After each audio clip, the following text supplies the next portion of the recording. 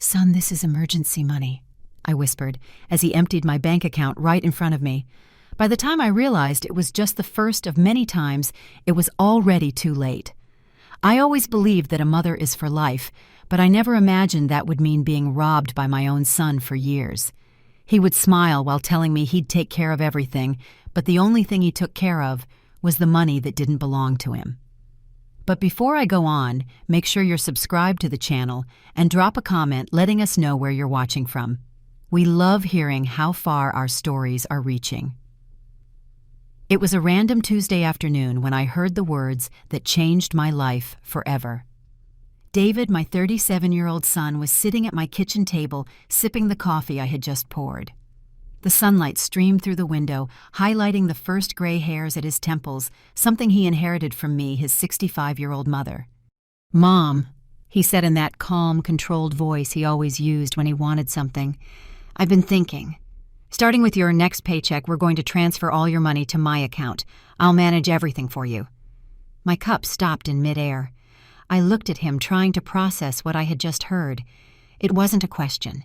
It wasn't a suggestion. It was a declaration, as if it were already decided. "What do you mean you'll manage everything, David?" I asked, trying to keep my voice steady. "It's simple." He smiled, that smile he'd used since he was a boy when he wanted to convince me of something. "You're 65 now.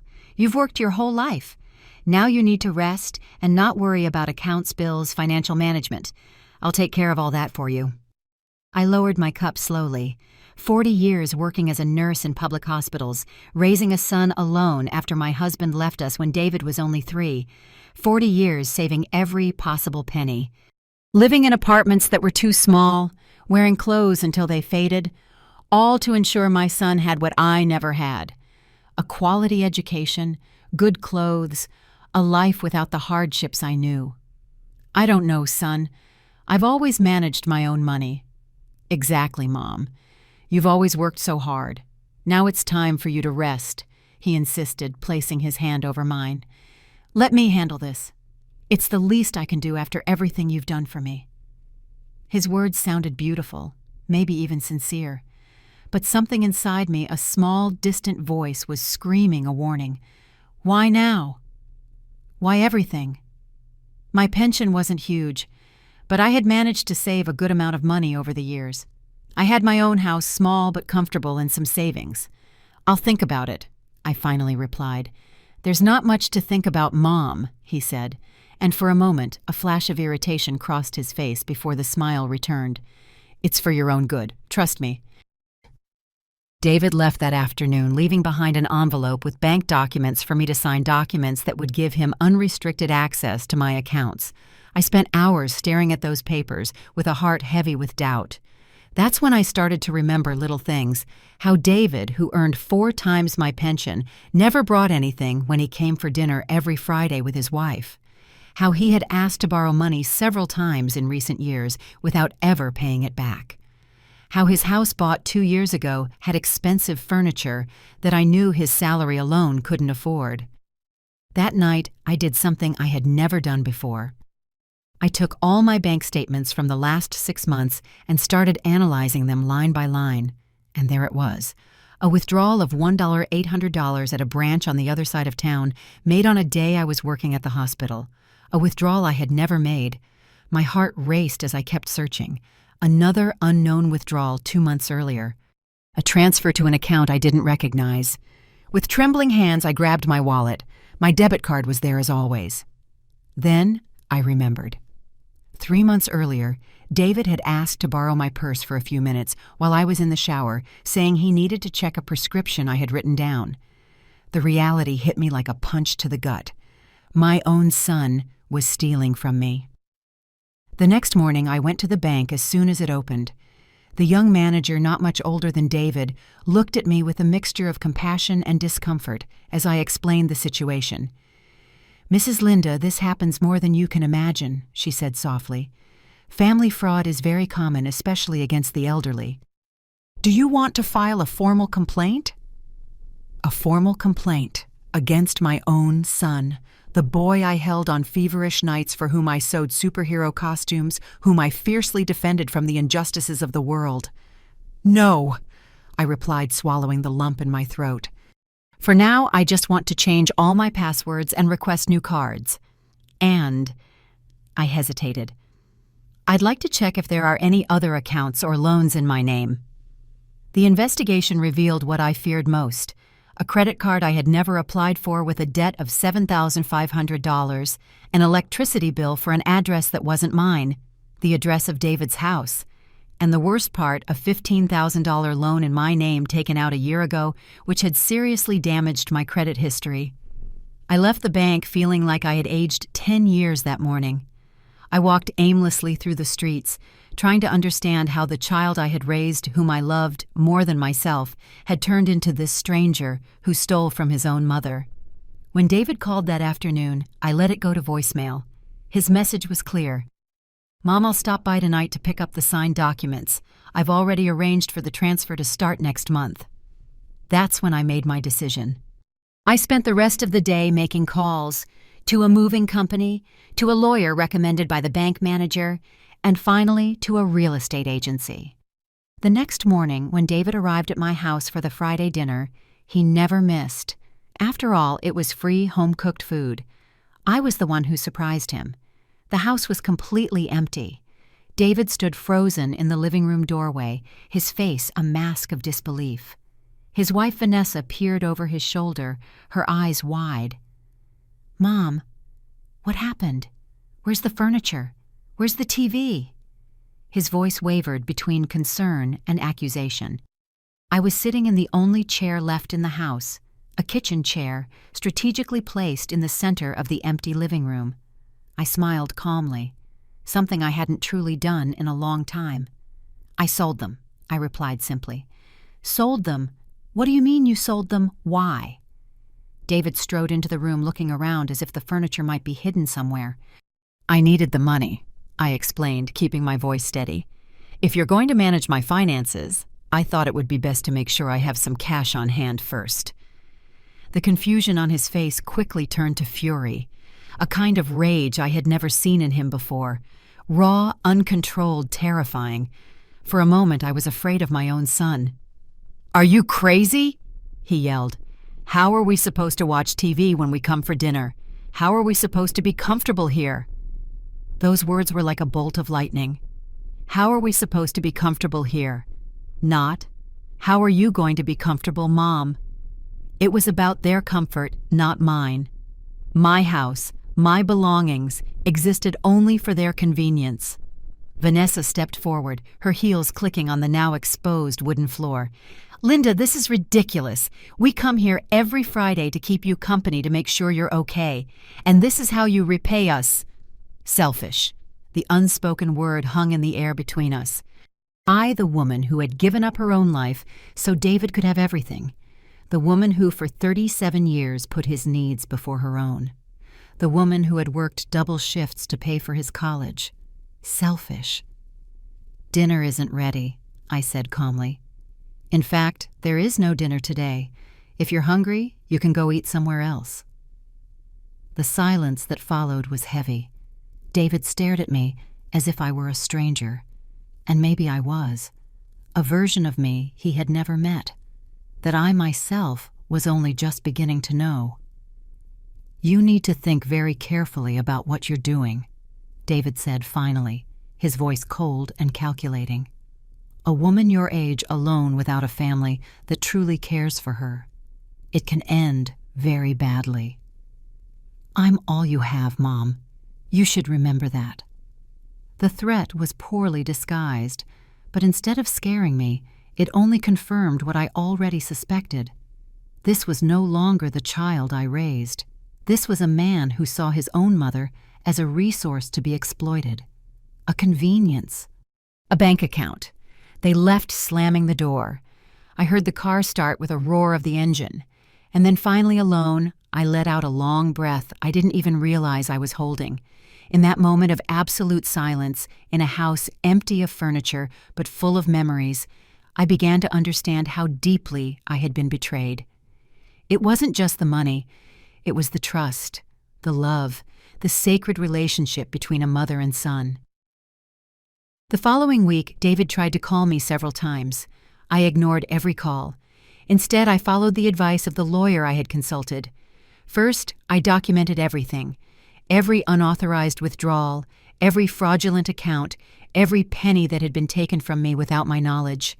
The total took my breath away. $32,000 over 3 years. To some it may not seem like much, but for me it represented years of careful saving, of daily sacrifices, of choosing between needs because I couldn't have it all. As I organized the evidence, I relived our history, mine and David's. The day he was born, red and furious, as if protesting his arrival into the world. The nights I worked the late shift at the hospital, leaving him with a neighbor, because I had no other choice. The sacrifice of turning down a second marriage because the suitor wouldn't accept raising another man's child. The years we shared a one-room apartment, sleeping in the same bed until he was 8 because we couldn't afford more space. I remembered the expensive sneakers he begged for in high school, which cost half my monthly salary, but which I bought because I didn't want him to feel inferior to his peers. The private university I financed with a loan that took me 10 years to pay off. The 5 years after his graduation, when he continued to live with me without contributing a single cent, saving his money while I paid for everything.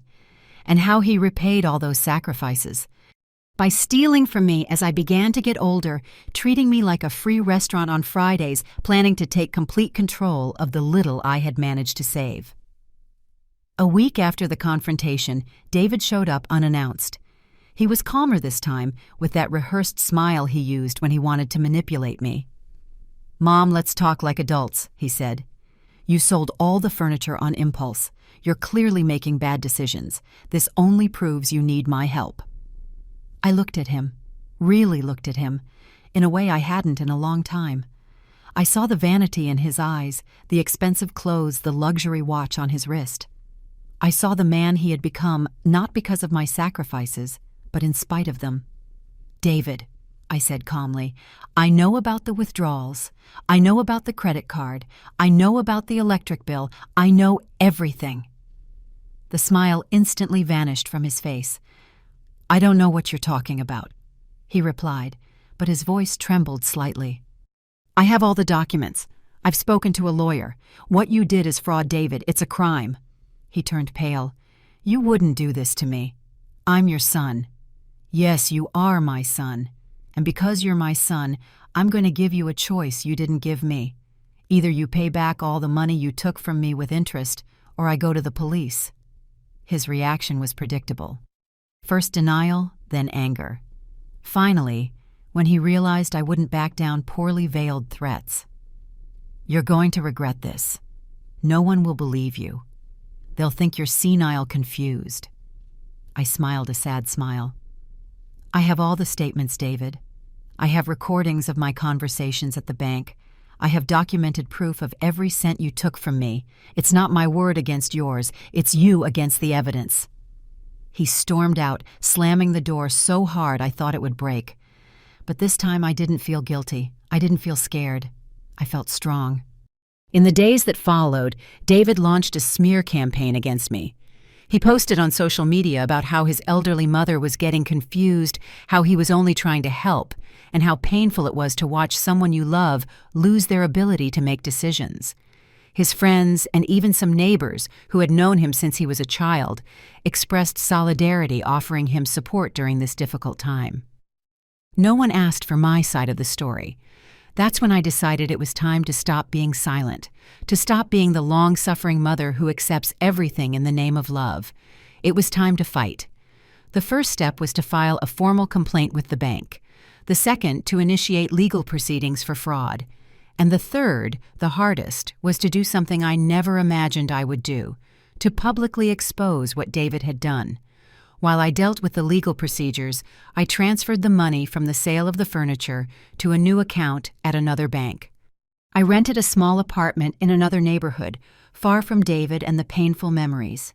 And for the first time in my life, I began to think about myself. What did I want for the rest of my life? What kind of future could I build now at 65, starting practically from scratch? The answer came from a brochure in the lawyer's waiting room. It's never too late to start over. It was an ad for an entrepreneurship program for senior citizens. I looked at that colorful piece of paper for a long time. Start over. A phrase I never thought would be part of my life at this age.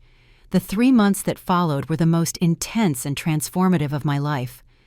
While the legal process against David moved slowly, I decided I wouldn't wait around. If I was starting a new phase of my life, I would do it with purpose and determination. I enrolled in the entrepreneurship program. On the first day, I sat in the back row of a room full of people my age or older. People with smile lines that told stories of full lives, but who, like me, were there because they believed there was still more to live and create. "Why are you here?" asked the instructor, a middle-aged man with contagious enthusiasm. When it was my turn, the words came out before I could filter them. Because I discovered I raised a thief, not a son, and now I need to find out who I am, besides being his mother. There was a moment of shocked silence, followed by something unexpected applause, looks of understanding, nods of solidarity. In that instant, I realized I wasn't alone. Many there were starting over, after betrayals, losses, disappointments. During the classes, I rediscovered a passion I had left dormant for decades. When I was young, before David was born, I loved making homemade sweets. My grandmother, a strong-willed Portuguese woman with skilled hands, had taught me traditional recipes that I perfected over the years. But when life became a constant struggle to survive as a single mother, that joy was replaced by necessity. With encouragement from the instructors and my classmates, I started making sweets again. First, just to share in class, then accepting small orders. The custard tarts, little Portuguese cream tarts, chocolate truffles, the famous Brazilian brigadeiros, and coconut flanes, the Brazilian quindens, that came from my hands were more than desserts. They were declarations of independence. Every sale, no matter how small, represented something that was completely mine, something David couldn't take from me because it came from my skills, my creativity, my work. Meanwhile, the legal process revealed more layers of David's betrayal. The lawyer discovered that he had used my name as a guarantor on a loan to renovate his house without my knowledge, that he had made online purchases with cards registered in my name, that he had systematically abused my trust in ways I never even imagined possible. The evidence was irrefutable, and finally David's lawyers suggested a settlement. He would return the $32,000 he had taken from me, plus $10,000 for emotional damages, and publicly admit what he had done, clearing my name and credit history. When I received the news, I was in the community kitchen I rented to make my sweets on a larger scale. My hands were covered in flour, and the smell of cinnamon and lemon filled the air. I felt a mixture of relief and sadness. Relief because justice would be served, sadness because no amount of money could repair the broken bond between a mother and son. The night before signing the agreement, I received a call from David. After weeks of ignoring his attempts to contact me, I decided to answer. His voice sounded different, lower, without the usual arrogance. "Mom, can we talk before tomorrow? Just the two of us." I hesitated. A part of me wanted to believe he was genuinely sorry, that the son I had raised, whom I loved despite everything, was still there somewhere inside this man who had betrayed me. "About what, David?" "About us. About rebuilding. I know I did terrible things, but you're my mother. There will always be an us. Isn't that right?" I closed my eyes, feeling the weight of those words. For almost 4 decades, us meant my needs came after his, that my dreams could wait, that my life existed in service of his. "No, David," I finally replied. "There is no us anymore. There is you who needs to deal with the consequences of your choices, and there is me who is finally learning to live for myself." He started to protest, to beg, to manipulate, as he always did. But something had changed in me. His words no longer had power over my heart or my decisions. "We'll see each other at the lawyer's office tomorrow. Good night, David." I hung up and went back to rolling out my custard tarts. Each methodical movement, stretching the dough, cutting the perfect circles, preparing the creamy filling, was an affirmation. Each finished sweet was a tangible reminder of what I could create with my own hands. The next morning, I signed the agreement without shedding a tear. David avoided my gaze throughout the entire meeting, answering only in monosyllables when his lawyer asked him questions. His wife, Vanessa, did not show up. When it was all over and the lawyer stepped out to make copies of the documents, we were left alone in the meeting room for a few minutes. A heavy silence hung between us. "Why did you do this, David?" I finally asked, not with anger or accusation, but with genuine curiosity. "You had a good job, a nice house. Why steal from your own mother?" He looked down, running a hand through his perfectly styled hair. "I don't know," he mumbled. "At first it was just once. I needed to make the down payment on the house and was short on cash. I planned to pay it back, but then it got easy. You never asked, you never checked." The cruel simplicity of his answer hit me like a slap. I never asked, I never checked, because I trusted him unconditionally, because he was my son. "And the Friday dinners, why did you come every week if you didn't even like spending time with me?" He shrugged an indifferent gesture that told me everything I needed to know. It was convenient. It was free. It was a habit that benefited him, not me. When I left the office that day with a substantial check and the promise that my name would be cleared, I didn't feel the victory I expected, but I felt something just as powerful: freedom.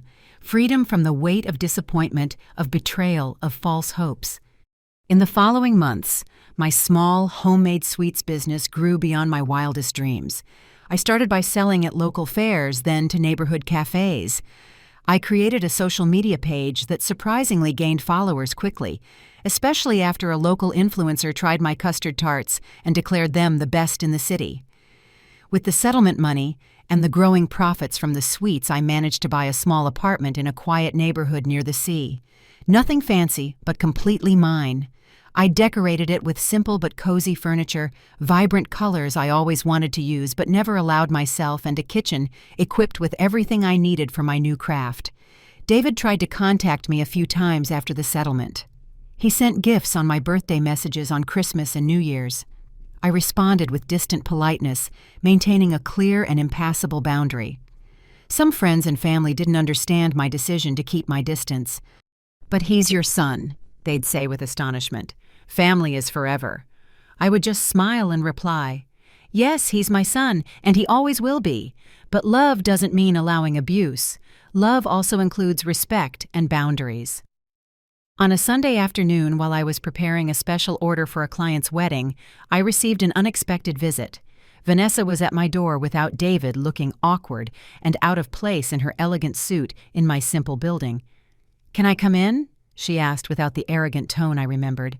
I hesitated, but curiosity won. I invited her into the living room, offered her coffee, which she declined. "I came because I think you should know," she began, looking at her own hands. "David and I are separating." The news didn't surprise me as much as it should have. "I'm sorry," I replied, because it seemed like the right thing to say. "Don't be." She gave me a sad smile. "I found out I wasn't the only one being deceived. There were other women's secret accounts, lies about his job, about money, about everything." I nodded silently. The pattern was familiar. "I came because I wanted you to know you were right to walk away," she continued. "At the time, I thought you were being cruel, that you were exaggerating, but now I get it." Somehow, that acknowledgement from someone who had participated in the Friday dinners, who had called me selfish, brought a validation I didn't know I needed. "Thank you for telling me," I said sincerely. Before she left, Vanessa stopped and looked at the boxes of sweets prepared on my counter. "You seem happy," she observed. "I am," I replied, realizing the truth in the words as I said them. Not in the way I imagined I'd be at 65, but I am. After she left, I went back to my kitchen and continued working on the wedding sweets. Every movement was precise. Every sweet was perfect, like the life I was building. Not perfect in the conventional sense, but perfect for me. In the evening, I sat on the small balcony of my apartment, listening to the distant sound of the waves and savoring one of my custard tarts with a cup of tea. I watched the sky turn shades of orange and pink, the first stars appearing shyly. I thought of the young mother I once was, holding a baby in her arms and dreams in her heart. I thought of the years of sacrifice, the sleepless nights, the skipped meals, so David could have everything. And I thought of the woman I was now, wiser, stronger, and finally truly free. A year passed since signing the agreement with David. Fall had arrived again, bringing with it cooler winds and golden leaves that danced along the city sidewalks. My small sweets business had grown beyond my most optimistic expectations. Linda's Sweets was no longer just a social media page or a stall at local fairs. Now it had its own space, a small shop in the city center with large glass windows that let in the sunlight, illuminating the display cases filled with tempting colors and textures. That Monday morning, as I was preparing the dough for a new batch of custard tarts, the doorbell rang. It was too early for customers. I usually didn't open until 10. I wiped my hands on my apron and went to answer. To my surprise, it was Martha, my lifelong neighbor from the old neighborhood. I hadn't seen her since I moved almost a year ago. "Linda!" she exclaimed, opening her arms for a hug. "I finally found you. The place is beautiful." I returned the hug, genuinely happy to see her. Martha had been one of the few people who didn't take sides when the situation with David became public. Come in, come in." I invited, leading her to the small coffee area at the back of the shop. "I was just making some coffee. Want a cup? And I have some fresh tarts from yesterday." As we ate and drank, Martha caught me up on the neighborhood news, the little gossip about common neighbors, the new bakery that had opened where the hardware store used to be. It was strange how that world seemed simultaneously familiar and distant, like a movie you saw a long time ago and only vaguely remember. "And David?" she finally asked, her voice lowering slightly. "Did you hear?" I shook my head. "We don't keep in touch," I answered honestly. "I heard from Vanessa that he sold the house after the divorce, moved to another city, started a new job. Other than that, I don't know anything else." Martha nodded, understanding. "It must have been hard cutting ties with your own son." "It was the hardest decision of my life," I admitted, looking out the window at the passers-by on the sidewalk. "But it was also the most necessary. Sometimes we need to remove toxic people from our lives, even when they're family, especially when they're family, because the damage is greater." "You seem different, Linda," Martha observed. "Lighter, more confident." I smiled, recognizing the truth in her words. "It's because I finally understood that I deserve more than scraps. I spent my whole life putting myself second. First, it was out of necessity. Raising a son alone didn't leave me a choice. Then it became a habit. And then it became a trap." "A trap?" "Yes, the trap of believing that love means constant sacrifice, that being a good mother means having no boundaries, that getting older means accepting any crumb of attention from your children, even when it comes with abuse." Martha took a sip of coffee, thoughtful. "A lot of us fall into that trap. I myself—" She was interrupted by the chime of the door. A young woman entered, looking around curiously. "Excuse me," I said, getting up. "I need to help her." The customer was a bride looking for sweets for her wedding. As we talked about flavors and quantities, I noticed Martha watching me with a smile. When I finished with the customer who left, promising to return with the confirmed order, Martha came over. "You found your place in the world," she said. It wasn't a question. I found it, I confirmed. At 66 years old. Who would have thought? After Martha left, I went back to the kitchen and continued preparing the sweets for the day. Each movement was familiar now, almost meditative. As I worked, I reflected on the journey of the last year. It hadn't been easy. There were nights I woke up crying, feeling David's absence like a hole in my chest. There were moments I almost called him, almost gave in to the old need to keep the peace at all costs. There were days I questioned if I was being too harsh, if I should give him another chance. But then I remembered the bank statements, the fraudulent accounts, the calculated coldness with which he had planned to take complete control of my finances, and the determination returned. The first month after the settlement was the hardest. I used part of the money to rent a space in the community kitchen where I produced my sweets 3 times a week. In the first few weeks, I was spending more than I was making. I started to think I had made a terrible mistake, that I was too old to start over. It was Celeste, an 80-year-old woman who also used the community kitchen to make preserves, who gave me the perspective I needed. "Linda, how old are you? 65. Pfft. She snorted, adjusting her glasses on the tip of her nose. "You could live another 20, 30 years. Are you going to spend all that time regretting what you lost, or are you going to build something new?" Her words, direct and unsentimental, were exactly what I needed to hear. The following week, I invested in better packaging, created business cards, and started promoting my work more actively. The turning point came when Teresa, the owner of a charming cafe downtown, tried my custard tarts. She not only placed an order for her shop, but invited me to participate in a local food festival. It was there that my sweets caught the attention of more people, including the aforementioned local influencer who promoted them to her followers. The orders started pouring in. First a few a week, then several a day.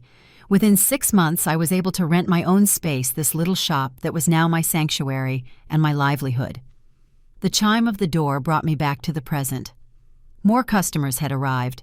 The morning turned into afternoon, and the afternoon into early evening before I knew it. When I finally turned the sign from open to closed, I felt the pleasant exhaustion of a productive day. I walked home as I did every day. My apartment was a 15-minute walk from the shop, a perfect distance to stretch my legs and organize my thoughts. The path led through a small square where seniors played dominoes and children played under the supervision of nannies and grandparents. Sometimes watching those families, I felt a pang of sadness. I wondered if I would ever have grandchildren, if David would start his own family, if we would one day reconcile. But then I remembered that life doesn't follow scripts, that sometimes the stories we imagine for ourselves need to be rewritten, that happy endings aren't always like in fairy tales. My happy ending was being written now, little by little, day by day.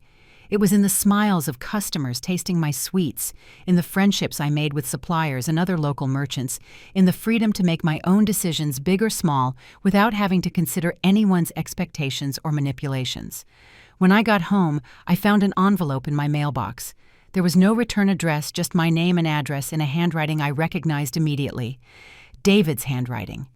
For a moment, I stood in the building's entrance, staring at the envelope, as if it were something alive and potentially dangerous. A part of me wanted to tear it up without reading it. Another part yearned for news of him, for some sign of true remorse. I went up to my apartment and placed the envelope on the kitchen table. I made tea, took a bath, ate a light meal. All the while, the envelope remained there like a silent visitor awaiting attention. Finally, I sat down and opened it. Inside was a handwritten letter and an old photo. Me holding baby David in my arms, smiling at the camera with that mix of exhaustion and joy that only new mothers know. The letter was short. "Mom, I don't expect forgiveness or even a reply. I just wanted you to know that I started therapy 6 months ago. I'm trying to understand why I did what I did, why I hurt the person who sacrificed the most for me. The therapist says I have a long road ahead. That rebuilding trust, if it's ever possible, takes years, not months. That first I need to become someone worthy of trust. I saw your shop on social media. It looks amazing. I always knew you made the best sweets in the world. I'm proud of you even though I have no right to feel that way. David." I read the letter several times, trying to find the hidden manipulation, the secret agenda. But surprisingly, there seemed to be none. No requests, no attempts to justify, no implicit plea for reconciliation. I put the letter in the drawer where I kept important documents. I didn't reply. I wasn't ready. Maybe I never would be. But something changed that night. A small knot of bitterness I didn't even know I was carrying began to unravel. It wasn't forgiveness, not yet. It was simply the acknowledgement that people can change, that the future remains unwritten, that life continues to surprise even at 66. The following spring, my small business faced a wonderful dilemma. It was growing too fast. I could no longer handle all the orders by myself, especially after I started supplying 3 cafes and a deli. For the first time in my life, I needed to hire help. The idea made me nervous. Being a boss had never been part of my life plan. As a nurse, I was always subordinate to doctors and supervisors. As a mother, my role was to care, not to lead. "You're overthinking it," Teresa said during our weekly breakfast at her cafe. This routine had started a few months ago and had become an anchor in our busy weeks. "Hire someone, teach them your recipes, delegate." "My recipes are all I have," I confessed, stirring my coffee distractedly. What if the person isn't trustworthy? What if they steal my formulas and open a competing business? Teresa laughed, shaking her head. First, that's unlikely. Second, even if it happens, nobody makes sweets like you, Linda. There's something special in your creations that goes beyond the recipes. She was right, of course. She always was. Teresa, at 50, with 2 decades of experience as an entrepreneur, had become not just a business partner, but a mentor and a friend. She was the one who helped me understand contracts, pricing, inventory management, aspects of the business I was completely unfamiliar with. A few days after that conversation, I put a small sign in the window. Pastry assistant wanted. Experience desirable, but not required. A passion for sweets is essential. I interviewed 5 candidates. They all seemed suitable. But something about Julia, a 23-year-old recent culinary school graduate, caught my attention. Maybe it was her genuine enthusiasm, the way her eyes lit up when she tasted my sweets, or the story she shared about learning to make chocolate truffles with her grandmother when she was 6. "Why do you want to work in a small shop like mine?" I asked her. "With your degree, you could try for bigger restaurants, hotels." "Precisely because it's small," she answered promptly. "I want to learn from someone who puts their heart into what they do. In big places, I'll just be another person on the production line." I hired her that same day.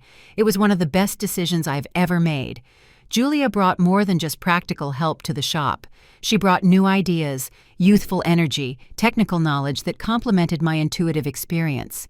While I mastered the classics, custard tarts, coconut flans, chocolate truffles, she suggested contemporary fusions and innovative presentations that attracted a younger clientele. Our partnership flourished in unexpected ways. I taught her the secrets of the traditional recipes passed down through generations in my family. She showed me how to use social media more effectively, how to take photos that highlighted the beauty of the sweets, how to create content that engaged followers. "Linda, we need to make a video of you preparing custard tarts," she insisted one morning. "People love to see the process, especially when it's someone with your experience showing traditional techniques." "A video of me? Nobody wants to see a white-haired lady making sweets," I protested, half laughing, half serious. "You don't get it." Julia shook her head. "That's exactly what people want to see.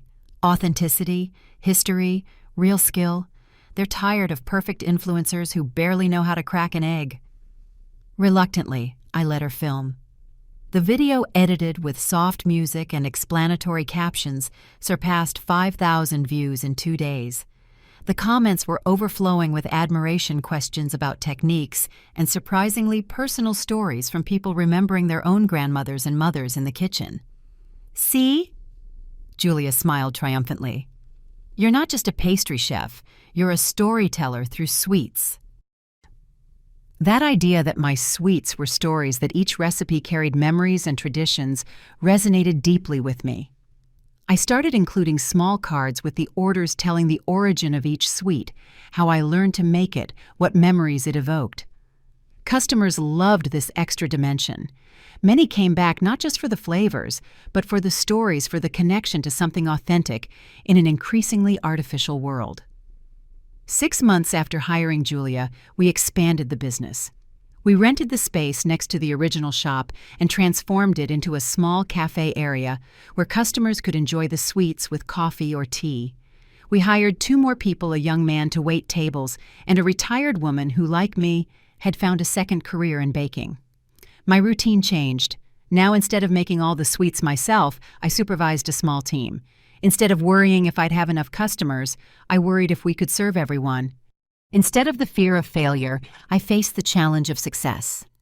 On a particularly busy afternoon, as we were preparing a large order for a wedding, I received an unexpected visitor. I was in the kitchen teaching the new employee how to make the perfect cream for the custard tarts when Julia came to get me. "Linda, there's a man asking for you. He said he's your son." My heart stopped for a second. It had been almost 2 years since the confrontation with David, a year and a half since the legal settlement, a year since his letter which I never answered. "Tell him I'm busy," I replied, automatically, the old caution resurfacing. Julia hesitated. "He seems nervous. He said he just wants 5 minutes." I took a deep breath, trying to decide what to do. A part of me wanted to hide in the kitchen, protected by the pots and the employees. Another part, the stronger one, knew I couldn't run forever. Tell him I'll meet him in the cafe in 5 minutes. I used that time to compose myself. I washed my hands, took off my apron, fixed my now completely white hair. I glanced at myself briefly in the small mirror in the employee restroom. The face looking back at me was that of an older woman. Yes, but also more confident, more serene than the person I was 2 years ago. David was sitting at a corner table looking nervously out the window. He seemed thinner, older. There was something different about him that I couldn't immediately identify. "Hello, David," I said, sitting across from him. He looked at me, and I saw the surprise in his eyes. Was he expecting the submissive mother from before? The woman who accepted everything, who never stood up for herself, who lived for him, Mom. He began, his voice slightly shaky. "You look different." "I am?" I nodded. "What do you want, David?" He seemed momentarily thrown off by my directness. The old David would have immediately taken control of the conversation, dictated the terms, subtly manipulated. This David seemed unsure. "I wanted to see you," he finally replied. "To know how you are. The place, it's incredible. I never imagined that I would be capable of building something like this." I finished when he left the sentence hanging. "That's not it," he said quickly. "It's just, you always seemed so tired, so resigned to life. Now you seem alive." He nodded, a small smile on his lips. "Yes, alive." We sat in silence for a moment. Julia appeared, bringing 2 cups of coffee and a plate with a selection of my sweets. "On the house," she said with a smile. But her eyes silently asked if I was okay. I gave her a slight nod. "I'm still in therapy," David said after she left. 2 years now. It's been hard, confronting who I am, what I did, why I did it." "And why did you do it?" I asked the question that had tormented me for years. He stared into his coffee as if the answers might be floating on the dark surface. "At first, it was just convenience. You were there available. You never asked questions. Later, it became a kind of entitlement in my head, as if everything you had was partially mine by birthright." The raw honesty of those words hurt, but it also brought a strange kind of release. Finally, the truth, without excuses or manipulation. "The therapist says I have narcissistic traits," he continued, "that I grew up believing the world that you existed to serve me, that I never developed real empathy." I nodded, realizing it made sense. It explained so much. "I didn't come to ask for forgiveness," he said, surprising me. "I know some things are beyond forgiveness. I came because part of my therapeutic process is to make amends where possible. And I wanted you to know that I'm trying to change, that I recognize the damage I caused." I looked at him with new eyes. This wasn't the David I knew. Arrogant, manipulative, always with an angle, always with a hidden agenda. This man seemed more human, fallible, and aware of his failings.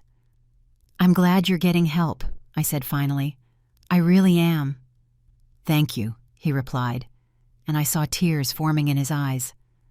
"I didn't expect anything from you, not even for you to see me, but I wanted to say in person that I'm sorry for everything."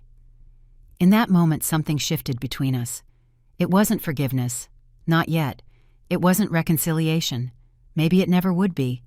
But it was a mutual acknowledgement that we were both changing, growing, finding new paths. "Your sweets have always been the best," he said, trying a coconut flan. "I remember you used to make them on Sunday nights when I was little." The comment evoked a long-forgotten memory. 6-year-old David sitting on the kitchen counter licking the wooden spoon while I finished the dessert. A simple moment of motherly connection before life got complicated. Before money status and expectations distorted our relationship. "Do you want to see the kitchen?" I offered impulsively.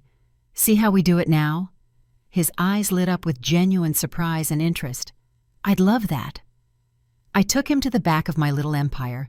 I introduced him to the team, showed him the new equipment, explained the production process we had developed. He observed everything with a respect he had never before shown for my work or my skills. "You've built something incredible here, Mom," he said when we returned to the cafe. "I'm proud of you."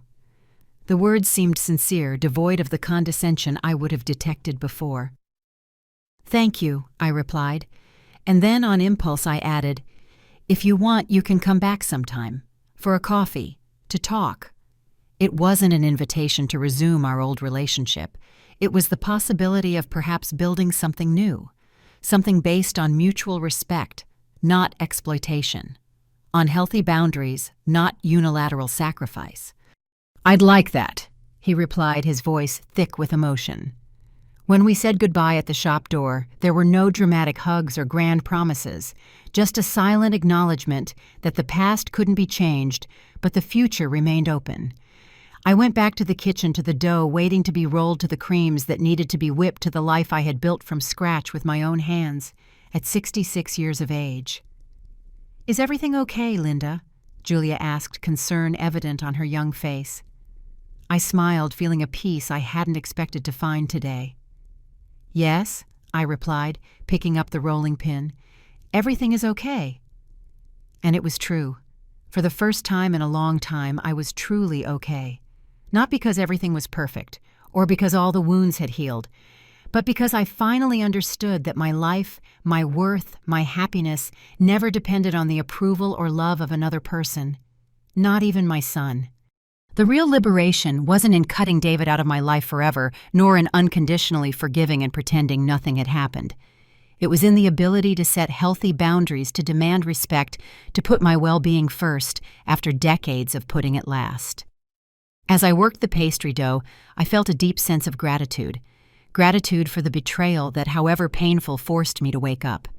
That pushed me out of my comfort zone, out of maternal self-sacrifice, and into a life where I finally allowed myself to dream, to create, to thrive. "You know something, Julia," I said, looking at my young assistant. "I think it's time for us to expand again. What do you think about starting to offer pastry classes, to share not just the recipes, but the stories behind them?" Her eyes sparkled. "That would be perfect, Linda. People would love to learn from you." I smiled, already imagining what it would be like. A new direction, a new chapter, a new way to leave my mark on the world, not just as a mother, but as a woman, as a creator, as the owner of my own story. In the 3 years that followed that unexpected visit from David, my life expanded in ways I never could have imagined at 65, when I was still living in the shadow of sacrificial motherhood and financial exploitation. Linda's Sweets was no longer just a shop. It had become an institution in the city. In addition to the original space and the cafe, we now had a small studio where I taught pastry classes twice a week. The classes, initially an experiment, became so popular that there was a 3-month waiting list. Who would have thought that at 69 I'd be an influencer? I joked with Teresa during our weekly coffee, now a sacred tradition. "My granddaughter says I'm going viral," Teresa laughed. "You always underestimate the effect you have on people, Linda. It's not just the sweets that draw them in. It's you, your story, your authenticity." Granddaughter. The word still sounded strange and wonderful to me. Sophia, a 4-year-old girl with the same intense brown eyes as David, had entered my life 2 years ago when my son called to say his girlfriend was pregnant. "I'm not asking for anything," he had told me, his voice hesitant on the phone. "I just thought you should know if you want to be a part of her life in some way." I went to meet Sophia when she was 3 months old. I remember perfectly holding that tiny bundle, looking at the face that combined David's features with the unknown characteristics of her mother, Marianne.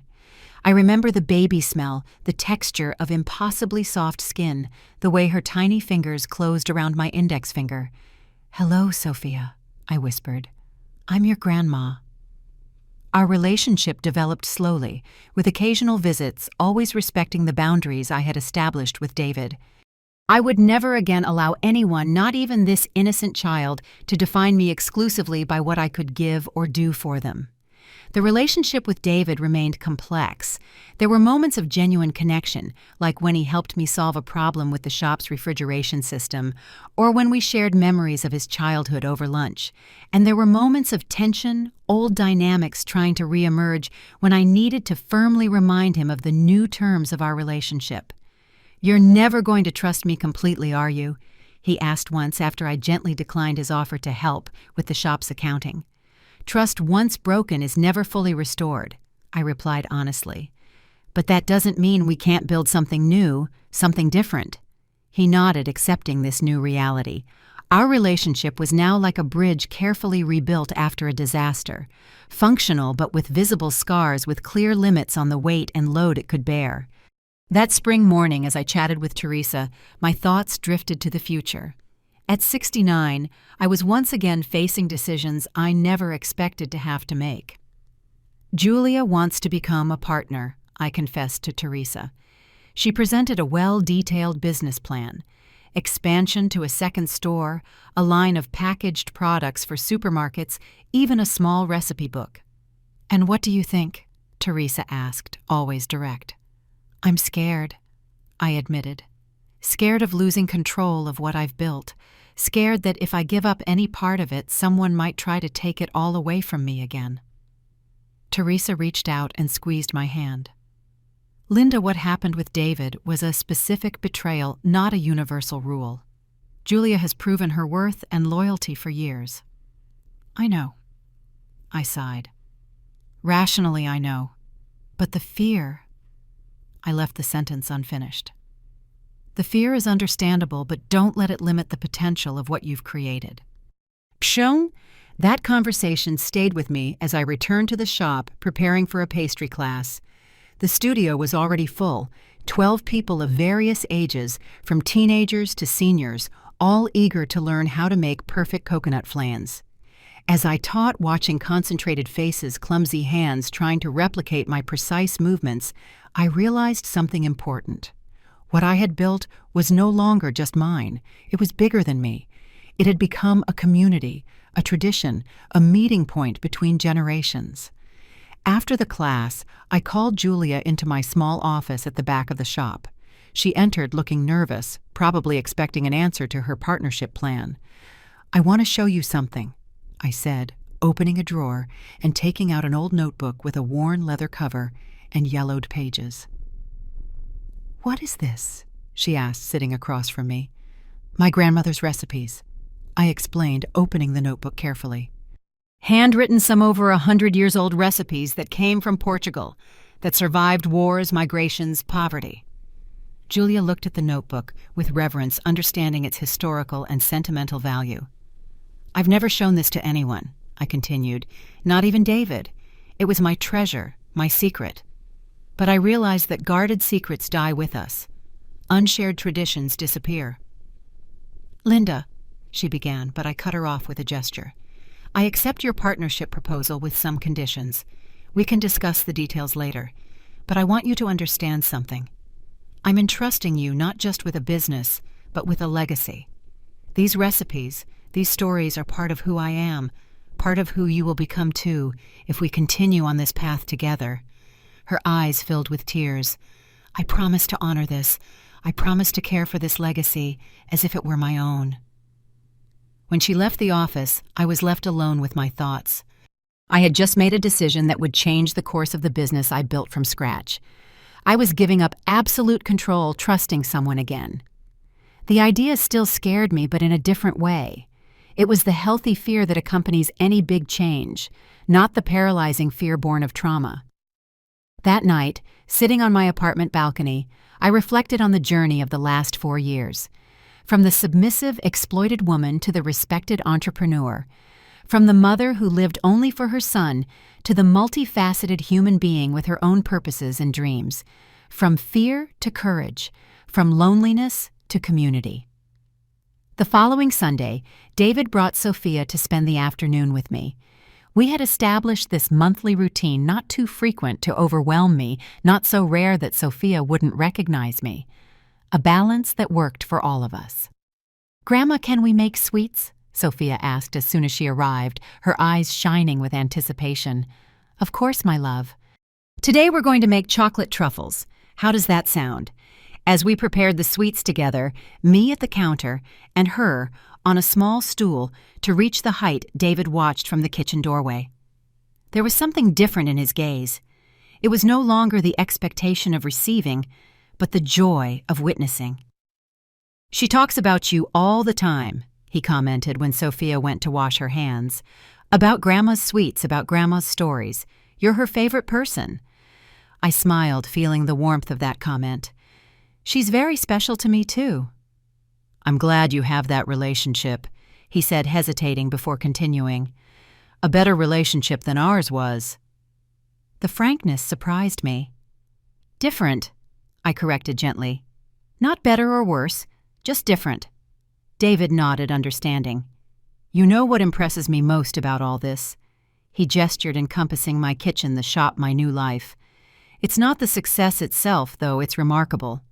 It's that you built all this after 65, when most people think it's too late to start over." "It's never too late to live authentically," I replied. "Lost time is lost, but the time that remains is a gift." He mulled that over for a moment. "My therapist says something similar, that we should stop lamenting the past we can't change and focus on the future we can still create." "Your therapist sounds wise," I smiled. Sophia returned, interrupting our conversation with demands for more chocolate. As I helped her roll the small truffle balls between her hands, I thought about the deeper meaning of what was happening.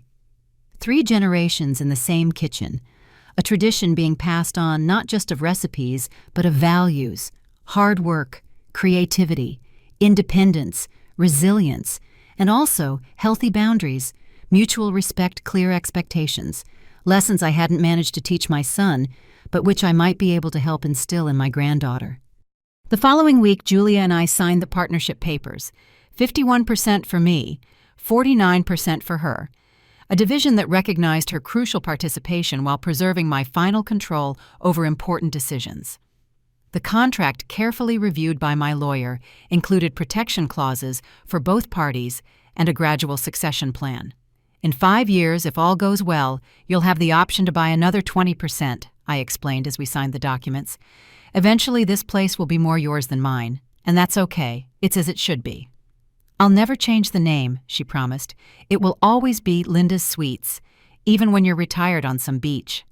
I laughed at the thought. Retired again. "No, thank you. I'd rather keep doing what I love until I can't hold a spoon." But her words planted a seed. Not about retirement after decades of working to survive, I now worked for pleasure and purpose, but about the more distant future, about what would remain after I was no longer here. In the following weeks, I began a project I had postponed for a long time, formally documenting all the family's traditional recipes along with the stories behind them. Not just the culinary techniques, but the memories, the contexts, the people who had passed them down. My grandmother making custard tarts in the tiny kitchen of the apartment in the suburbs, my mother preparing coconut flans to sell in the neighborhood during hard times, myself, young and inexperienced, learning by trial and error. Teresa convinced me to turn that project into a real book. "It's not just a recipe book," she insisted. "It's a memoir, a piece of cultural history, a document of female resilience." The idea seemed too grand for me, but the seed was planted. On a quiet afternoon, while organizing old photographs to include in the book, I received an unexpected call. It was Amanda, the manager from the bank where it all began 4 years ago, when I discovered David's first unauthorized withdrawals. "Mrs. Linda," she said, sounding cheerful. "I don't know if you remember me, but—" "Of course I remember you, Amanda," I interrupted with a smile. How could I forget the person who helped me regain my financial independence? She laughed. "I'm glad I had that impact. Actually, I'm calling because I have a slightly unusual request. We're organizing a series of talks on financial literacy for women, especially older women, and I would love for you to share your story." The proposal took me completely by surprise. "Me? Give a talk, Amanda? I'm just a baker." "You are so much more than that," she replied firmly. "You are an example of resilience, of courage, of reinvention. Your story could inspire other women who are facing similar situations. financial abuse, exploitation by family members, the feeling that it's too late to start over. I fell silent, considering her words. I had never thought of my personal experience as something that could have value to people other than myself. "You don't have to answer now," Amanda continued. "Think about it. It would just be an informal chat with a small group, nothing intimidating." "I'll think about it," I promised before hanging up. In the days that followed, the idea of sharing my story publicly stayed with me, growing in appeal. I talked about it with Julia, with Teresa, even with David during one of our cautious conversations. "You should do it," David said, surprising me with his immediate support. "Your story is powerful, Mom, and unfortunately what happened between us isn't as unusual as it should be." The sincerity of that acknowledgement, the fact that he didn't try to minimize or justify his past actions, meant more to me than any apology. I accepted Amanda's invitation.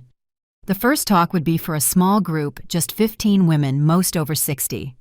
I prepared meticulously, writing notes, organizing my thoughts, trying to decide how much to share, how to find the balance between honesty and overexposure. The night before the talk, I called David. I don't know exactly why, maybe seeking some kind of permission, some confirmation that I was doing the right thing by turning our private history into something public.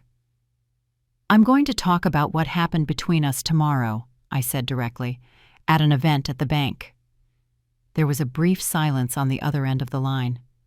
"I understand," he finally replied. "You have every right." "I'm not going to use your name," I clarified. "It's not about exposing you or punishing you. It's about helping other people." "Thank you for that," he said, gratitude evident in his voice. "But even if you did use my name, you'd only be telling the truth. Sometimes the truth hurts, but that doesn't make it any less necessary." Bang. Those words stayed with me the next morning as I walked into the small meeting room at the bank. 15 women were waiting for me, some looking curious, others cautious, all with their own untold stories written on their faces. "Good afternoon," I began, my voice trembling at first. "My name is Linda.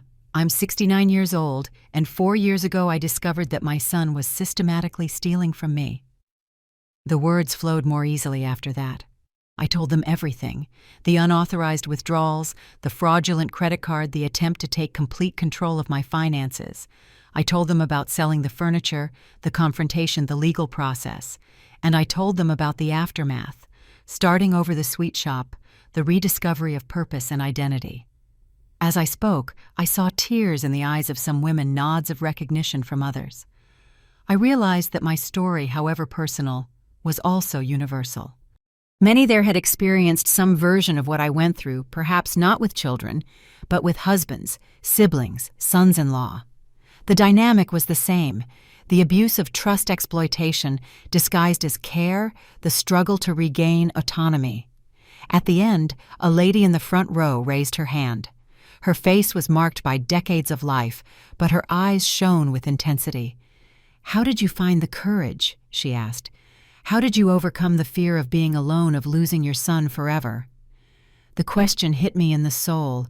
It was exactly what I would have asked myself 4 years ago if I were sitting in that room, listening to another woman tell a story like mine. The courage didn't come all at once, I answered honestly. It came in small steps.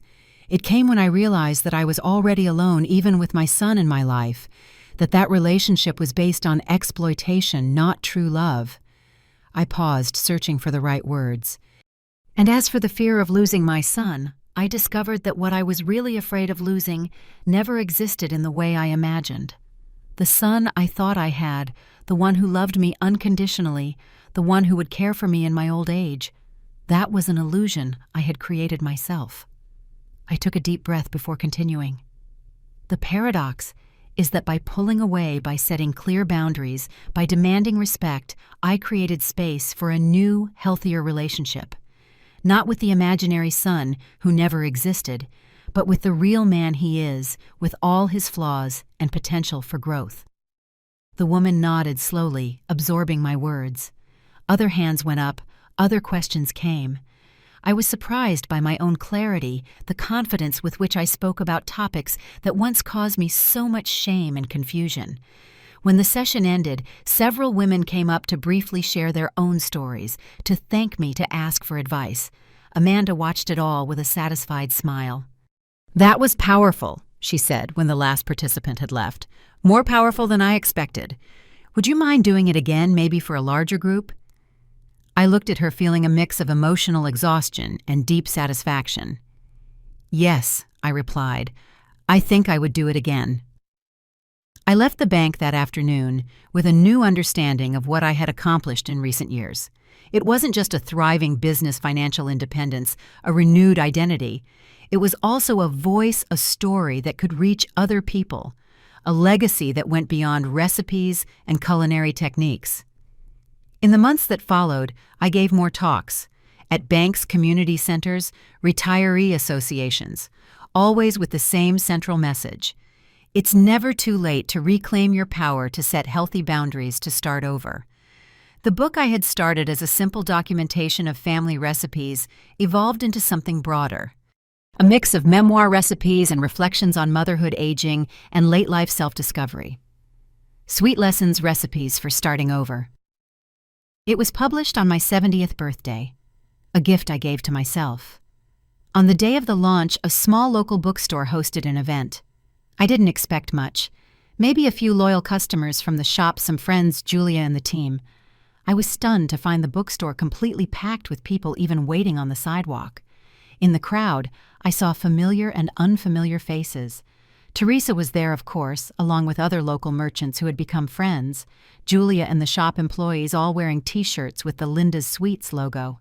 Women who had attended my talks, some bringing friends or family. And there in the back, almost hidden, was David.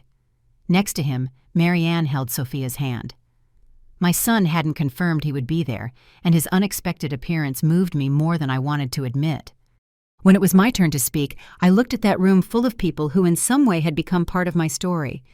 People who helped me rebuild, who witnessed my transformation, who believed in me when I doubted myself.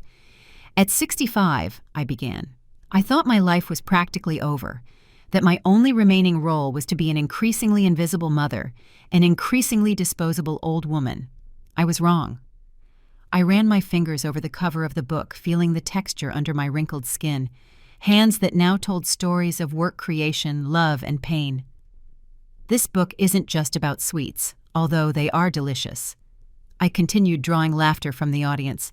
It's about transforming bitterness into sweetness, about reclaiming life's ingredients that were taken from us and creating something new, something entirely our own. My eyes briefly met David's. There was no accusation in my gaze, no guilt in his. Just a mutual recognition of a shared journey, even though we had walked on opposite sides of the path for a long time. Sometimes the most important lessons come late in life, I continued, and sometimes the greatest betrayals can lead to the most profound liberations. I'm not grateful for the pain, but I am grateful for the growth that came after it. Sophia nodded enthusiastically from the back of the room, completely oblivious to the deeper context of my words. Just happy to see her grandmother being celebrated. I nodded back, smiling.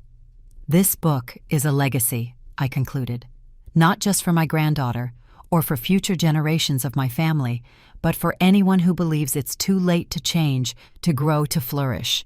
It is never too late to discover who you really are beyond the roles you've played for others. When I finished speaking, the room erupted in applause. People lined up for me to sign their copies of the book. Each person had a kind word, a personal story to share, a connection to make. David waited until the line dwindled to approach Sophia, bouncing by his side. "That was beautiful, Mom," he said simply. "I'm proud of you. I really am." The words could have sounded like the old manipulations, but they didn't. There was a sincerity in his voice that couldn't be faked. "Thank you for coming," I replied. "It means a lot to me." Sophia jumped onto my lap, asking for her own autographed book. "This one is special." I told her, writing a personal dedication, for when you're older and want to know your grandma better. Later that night, after everyone had left, I stayed behind in the bookstore with the owner helping to arrange the chairs. He commented on what a success the event had been, how he rarely saw so many people so emotionally invested in a launch. "You touched something deep in people," he observed, "something beyond food or family stories."